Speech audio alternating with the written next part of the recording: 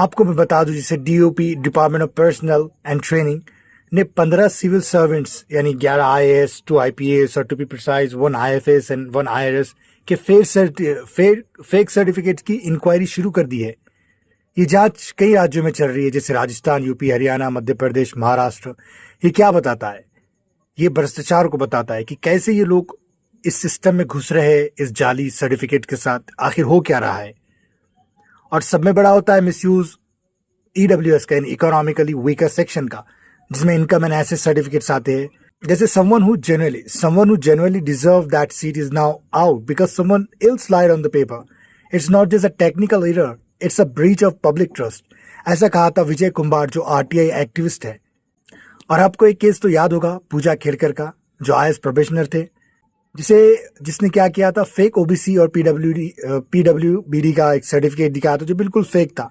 उसे भी अपने पद से हाथ धोना पड़ा। और ऐसे ही अब चल रही है यही केस, सेम केस दोहराया जा रहा है 15 अधिकारियों के साथ, जिसमें हमने ऊपर बात की थी।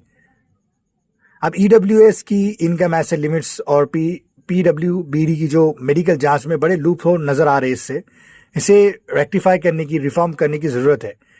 और इसमें कई सुझाव मिल रहे हैं, जैसे रियल टाइम वेरिफिकेशन होना चाहिए थ्रू किसके जरिए, जैसे यूपीएससी स्टेट डेटाबेस इंटीग्रेशन के जरिए, राइट। ये सारी चीजें होनी चाहिए। और अगर से कोई अपॉइंटमेंट जिसको मिल जाता है, जो कलेक्टर बन जाता है, आईपीएस जो भी बन रहा है, तो उसका फाइनल अपॉइंटमेंट जो होता है उससे पहले मैंडेटरी ऑडिट्स होना चाहिए। उसके सारी चीज़ों की जांच होनी चाहिए, जो भी इसके पास पेपर वर्क्स है, सारी चीज़ें होनी चाहिए, राइट। इससे क्या होगा, थोड़ी सी ट्रांसपेरेंसी, हमें थोड़ा सा भरोसा आने लगेगा।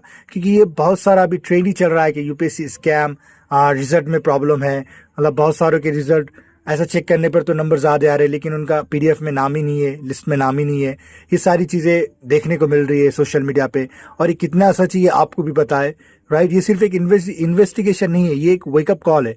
और कमेंट्री नहीं कर रहा हूँ मैं यहाँ, एक एक्शन की इसमें ज़रूरत है, क्योंकि हमारी मेरिटोक्रेसी की जो फाउंडेशन है वो झुकने लगी है। हमें इसके लिए ज़रूरी है कि आवाज़ उठाए। वीडियो को लाइक, शेयर करें और सब्सक्राइब करें। कमेंट में बताएं कि आप भी महसूस करते हैं कि सिस्टम में कोई गड़बड़ी हो रही है या सिस्टम मस्त है। बताइए।